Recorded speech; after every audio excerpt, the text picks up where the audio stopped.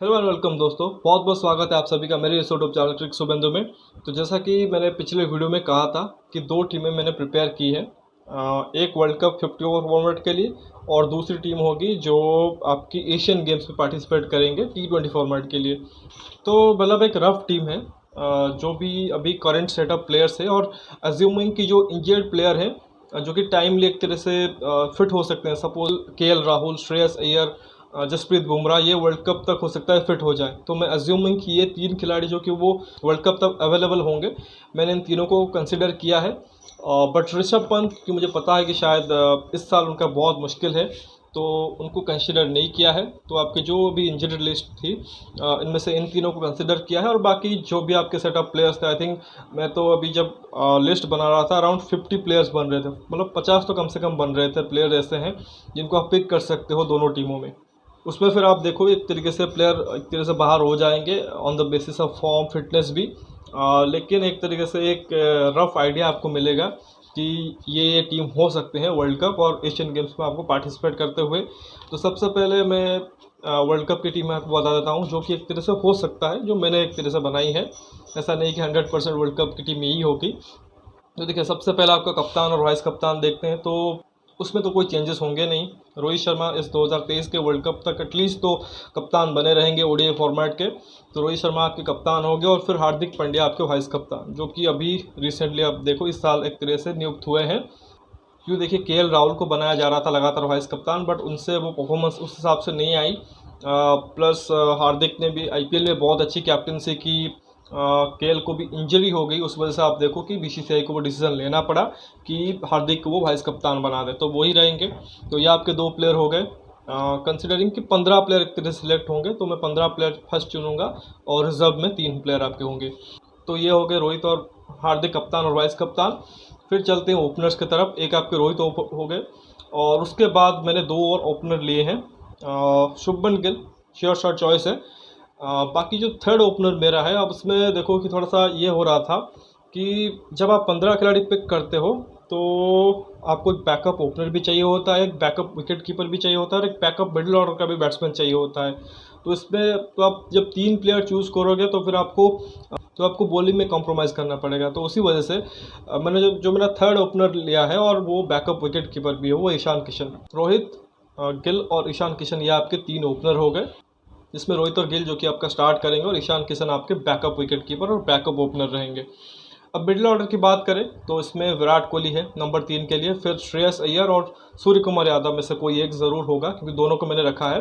तो वो नंबर 4 के स्लॉट के लिए। नंबर 5 पे आई एम अज्यूमिंग कि KL राहुल फिट हो जाएंगे, तो विकेट कीपर का रोल जो कि मैंने उनको दिया है। और नंबर 6 का जो स्लॉट होगा वो हार्दिक पांड्या का। तो उसमें आप देखो कोहली, श्रेयस, सूर्या, KL और हार्दिक, तो यानी कि ये आपके 5 खिलाड़ी हो गए। इसमें से आपके 4 खिलाड़ी खेलेंगे। तो हो सकता है कि सूर्य कुमार यादव या श्रेयस अय्यर में जो भी अच्छा करे वही एक तरह से टीम में आए। तो आप देखो टॉप में 3 हो गए और फिर मिडिल में 5 हो गए, तो 8 हो गए कुल। उसके बाद आप थोड़ा सा नीचे आइए जहाँ पे आपको ऑलराउंडर और स्पिनर भरने हैं। तो ऑलराउंडर लिस्ट में अभी तो रविंद्र जडेजा ही एक तरह से फीचर करेंगे। हार्दिक पांड्या ऊपर ज़रूर है, बट नंबर 7 के स्लॉट के लिए अभी रविंद्र जडेजा फ्रंट रनर होंगे। और साथ में 2 स्पिनर में पिक कर रहा हूँ, कुलदीप और चहल। तो 3 स्पिनर कुल ये हो गए। तो आपके 8 और 3 11 हो गए। उसके बाद 4 पेसर मैंने ऐड किए हैं, जिसमें जसप्रीत बुमराह अज्यूमिंग कि he will be fit in time. इसके बाद मोहम्मद शमी और मोहम्मद सिराज, जो कि लगातार आपके लिए अच्छा कर रहे हैं। और चौथा जो मेरा सीमर है उसमें थोड़ा सा फंस रहा था कि क्या शार्दुल ठाकुर को लिया जाए, थोड़ा सा आपको बैटिंग भी दे देंगे, या अर्शदीप सिंह को लिया जाए जो कि एक अच्छे ऑप्शन हो सकते हैं बॉलिंग में। तो मैंने अंत में यही डिसाइड किया कि शार्दुल का ज़रूर एक तरीके से आप बैटिंग यूटिलिटी के हिसाब से यूज़ कर सकते हो कि थोड़ा सा नंबर 8 पे बैटिंग दे दे और बॉलिंग भी करके दे दे, क्योंकि नंबर 7 के बाद जडेजा के बाद आपके पास बैटिंग है ही नहीं। लेकिन मैंने बाद में ये सोचा कि देखो आपको घर पे खेलना है इंडियन कंडीशन में, और रविंद्र जडेजा की जिस प्रकार की अभी फॉर्म है, वो तो ऐसे खिलाड़ी है जो कि टॉप 4 या 5 में भी बैटिंग कर सकते हैं। तो playing Ravindra Jadeja at 7, that means you are going with 7 proper batsman. तो आपके पास नंबर 7 तक प्रॉपर बैट्समैन हैं। हार्दिक पांड्या भी अभी रिस्पॉन्सिबिलिटी लेके खेल रहे हैं। वो सिर्फ ये नहीं रहे हैं कि सिर्फ फिंच हिटर है कि अंत में आके छक्के चौके मारेंगे। वो रिस्पॉन्सिबिलिटी के साथ आराम से बड़ी पारी भी खेल सकते हैं। तो अगर नंबर 7 तक आपके पास परफेक्ट बैटिंग है, उसके तो उसके बाद आप प्रॉपर 4 गेंदबाज के साथ जाइए जो कि आपके विकेट टेकर्स हो। तो उसी वजह से मैंने अर्शदीप सिंह को टीम में रखा हुआ है, क्योंकि स्टार्टिंग में बुमराह, शमी और सिराज ही कर सकते हैं आपकी तरह से स्टार्ट। तो ऐसे में अर्शदीप सिंह जो कि वो चौथे सीमर हैं। शार्दुल ठाकुर को मैंने रिजर्व में ऐड किया है, तो उनके साथ मैंने 2 और खिलाड़ियों की तरह से अपने रिजर्व में रखा हुआ है कि अगर ज़रूरत पड़े तो उनको आप पिक कर सकते हो। तो ऐसे में आप देखो अक्षर पटेल होंगे रविंद्र जडेजा के बैकअप के तौर पे, और जो मेरे तीसरे रिजर्व प्लेयर होंगे तो मैंने उसमें आप देखो कि ऐड किया है ऋतुराज गायकवाड़ को, कि इनकेस आपको ज़रूरत पड़ जाए एक बैकअप ओपनर की, क्योंकि रोहित शर्मा के साथ फिटनेस का इशू रहता है। ईशान किशन के भी आप उतना शायद अभी फॉर्म के हिसाब से भरोसा ट्रस्ट नहीं करोगे, तो इनकेस आपको एक बैकअप ओपनर की ज़रूरत पड़ जाए तो ऋतुराज गायकवाड़ को मैंने रखा है, क्योंकि अभी वो टेस्ट टीम का और वनडे टीम का दोनों का हिस्सा है और T20 भी मोस्ट लाइकली खेलने वाले हैं। तो हो सकता है अभी रिसेंट टाइम्स में अगर आप देखो वेस्ट इंडीज़ टूर है, उसके बाद एशिया कप भी है, तो उनको और गेम टाइम मिलता है। तो ऐसे में वर्ल्ड कप के लिए एक बहुत अच्छे चॉइस हो सकते हैं लैटर पार्ट में। तो उस वजह से मैं ऋतुराज गायकवाड़, शार्दुल ठाकुर और अक्षर पटेल, इन तीनों को रिजर्व में रखा हुआ है। तो ये हो गई आपकी जो ओडीआई वर्ल्ड कप होना है 2023 के, उसके लिए स्क्वाड। इसके बाद चलते हैं जो एशियन गेम्स में T20 का आपके एक तरह से स्क्वाड हो सकता है, जो कि एक तरह से आप बोलोगे कि सेकेंड स्ट्रिंग ज़रूर है, लेकिन वहाँ पे भी आपको प्रॉपर इंडियन टीम दिखेगी कि ये टीम ना, ये भी एक तरह से बहुत अच्छी टीम है। तो ऐसे में मैं उस टीम के बारे में भी आपको बताऊंगा। तो देखिए, सबसे पहले आपको कैप्टन चूज़ करना पड़ता है और वाइस कैप्टन। तो इस पर देखिए कि कैप्टन किसे चूज़ करें, क्योंकि आपके पास हार्दिक तो उस टीम में चले गए जो आपके रेगुलर अभी T20 की कप्तानी कर रहे हैं, वो तो आपके वर्ल्ड कप स्क्वाड में चले गए। सूर्य कुमार यादव भी वर्ल्ड कप स्क्वाड में चले गए, तो कप्तानी किससे कराओगे? तो उसमें आप देखो मैंने जो एक तरह से चूज़ किया है वो संजू सैमसन है। अब संजू सैमसन के साथ क्या देखो कि थोड़ा सा सरप्राइज़ भी ये भी होगा कि वो वर्ल्ड कप के स्क्वाड में नहीं है, रिजर्व में भी नहीं है। बट देखो, कंसिडरिंग कि KL राहुल अगर वापसी कर रहे हो ओडीआई स्क्वाड में, तो मोस्ट लाइकली वही मिडिल ऑर्डर में खेलने वाले हैं नंबर 5 को, और वो विकेट कीपिंग भी करेंगे। और जैसा कि कहा कि मुझे थोड़ा सा स्क्वाड में बैलेंस चाहिए, क्योंकि 15 मेंबर का स्क्वाड आप भेज सकते हो। तो ऐसे में अगर आप एक बैकअप विकेट कीपर और एक बैकअप ओपनर भेजते हो, यानी कि 2 अगर आप रखते हो, तो फिर आपके मुश्किल हो जाएगा फिर बॉलर्स को एक तरह से वहाँ पे फिल इन करना। तो उस हिसाब से मैंने सोचा कि अगर एक ऐसा खिलाड़ी मिल जाए हमें ईशान किशन के रूप में, कि विकेट कीपिंग भी कर लेगा और ओपनिंग भी कर लेगा, तो ऐसे में आपको 2 खिलाड़ी के बजाय एक खिलाड़ी एक तरह से चूज़ करना पड़ेगा। उसी वजह से मैंने ईशान किशन को बैकअप में रखा है विकेट कीपर के। संजू सैमसन एक डेफिनेटली एक चॉइस हो सकते हैं, क्योंकि अभी क्या देखो कि आपके पास 2 ही चॉइस है एक तरह से ओडीआई के लिए, क्योंकि ऋषभ पंत का अभी पता नहीं है कब वापसी करेंगे, KL का भी अभी मुश्किल ही है एक तरह से, वेस्ट इंडीज़ टूर पे तो नहीं है, एशिया कप तक भी वहाँ पे मुश्किल नज़र आ रहा है। बट एक मान के चल रहा हूँ कि वर्ल्ड कप तक हो सकता है वो आ जाए, क्योंकि एक ऑस्ट्रेलिया का भी एक तरीके से इंडिया दौरा है, शायद 3 मैच का ओडीआई श्रृंखला है बिटवीन एशिया कप एंड ये जो आपका वर्ल्ड कप स्टार्ट होगा उसके बीच में एक ऑस्ट्रेलिया का भी सीरीज़ है। तो अगर वहाँ तक वो फिट होकर आ जाते हैं और 3 मैच वहाँ पे खेल लेते हैं, तो क्या पता इंडियन टीम उनको प्रेफर कर जाए। तो ऐसे में उसी वजह से मैंने देखा कि अगर वहाँ पे संजू सैमसन को फिटेड नहीं कर पा रहा हूँ, तो ये भी एक बड़ा इवेंट हो सकता है एशियन गेम्स जो कि, तो यहाँ पे उनको, क्योंकि उनके पास RR का कैप्टनसी का एक्सपीरियंस है 2-3 सालों का, इसी वजह से संजू सैमसन को कप्तान बना देते हैं। अदरवाइज़ ये तो जस्ट एक रफ टीम है, इसमें आप चेंजेस आप बिल्कुल कर सकते हो। तो ऐसे में अगर सपोज़ कि KL राहुल फिट नहीं होते तो फिर आपको संजू सैमसन के साथ ही वर्ल्ड कप में जाना पड़ेगा। तो ऐसे में फिर आप अगर यहाँ पे देखोगे तो फिर आपको किसी और को कप्तान बनाना पड़ेगा। बट फिलहाल के लिए संजू सैमसन को ही मैं वहाँ पे रख रहा हूँ। और एक और चीज़, मैं ऋतुराज गायकवाड़ को भी इस टीम में डाल रहा था, और मेरे जो बैकअप में जो रिजर्व में ओडीआई वर्ल्ड कप के लिए जो मैंने रफ टीम बनाई थी, उसमें मैंने रजत पाटीदार को एक तरह से सोच रहा था उनको लूँ। बट मैंने वही सोचा कि रजत पाटीदार कहाँ से एक तरह से वर्ल्ड कप टीम में आ जाएंगे। अगर आप किसी को रिजर्व में भी लोगे तो उसको एटलीस्ट कुछ गेम टाइम मिलना चाहिए होता है, उसको एक्सपीरियंस होना चाहिए होता है। तो वही सोचा कि ऋतुराज गायकवाड़ क्योंकि अभी सेटअप का हिस्सा हैं, हो सकता है उनको कुछ मैचेस ज़रूर मिले, वेस्ट इंडीज़ टूर हो गया और एशिया कप हो गया, उनको कुछ मैचेस मिल सकते हैं। तो ऐसे में उन्हीं के साथ मैं एक तरह से मैंने चेंज कर दिया जो अपनी एक तरह से टीम है। तो इसमें मैंने ऋतुराज को इस T20 साइड से लेके मैंने वनडे के रिजर्व में डाल दिया है ओडीआई वर्ल्ड कप के। तो उसी तरह से आप देखो कि वो चेंज संजू सैमसन के लिए भी हो सकता है।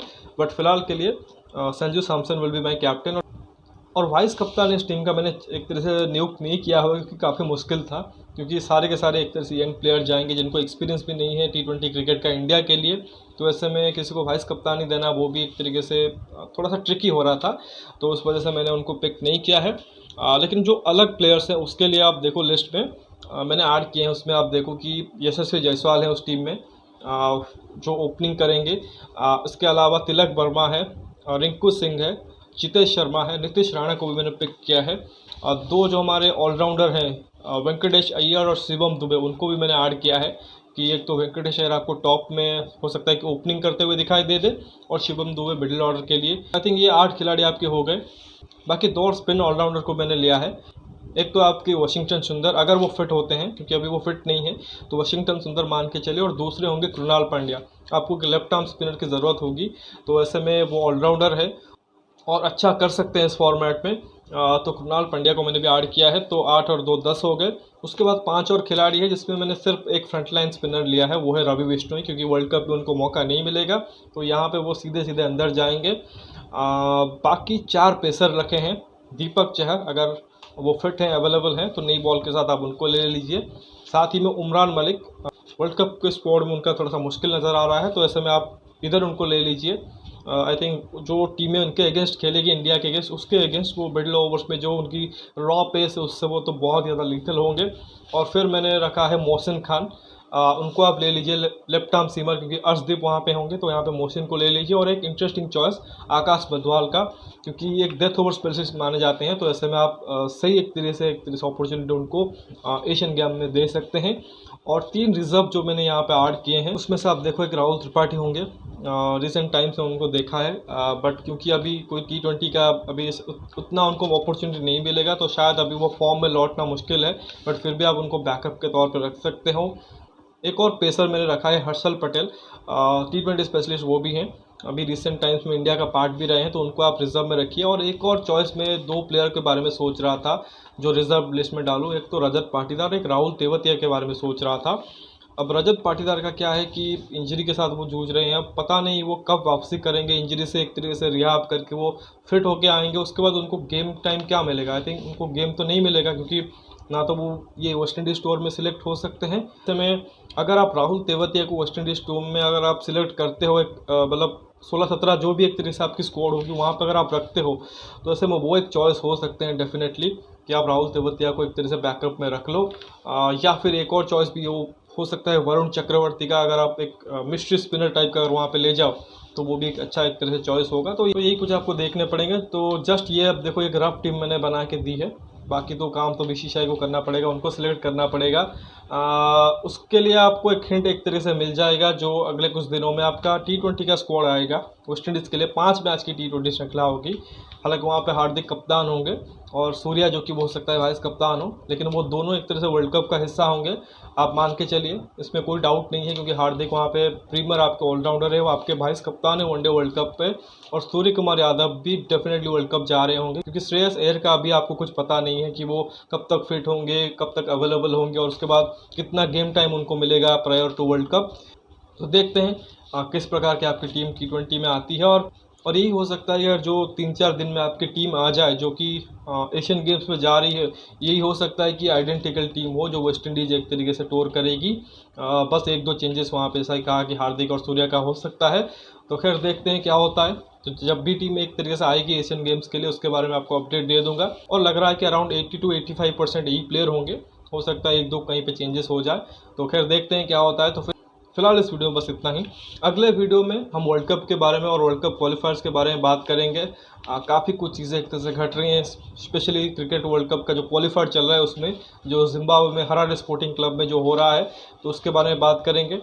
तो वीडियो को लाइक करिए, साथ ही चैनल को सब्सक्राइब और शेयर भी ज़रूर कीजिए और दोस्तों तक इसे पहुंचाइए। साथ ही कमेंट सेक्शन में अपना राय रखिए, अपनी जो एक तरीके से टीम हो सकती है, आपको जो लग रहा है कि एक रफ टीम हो सकती है वर्ल्ड कप और एशियन गेम्स के लिए, उसको भी एक तरह से कमेंट सेक्शन में दीजिए। बाकी नोटिफिकेशन की घंटी दबा लीजिए ताकि हर एक वीडियो की अपडेट आपको टाइमली मिलती रहे। मिलते हैं अगले वीडियो में, तब तक के लिए धन्यवाद। जय हिंद।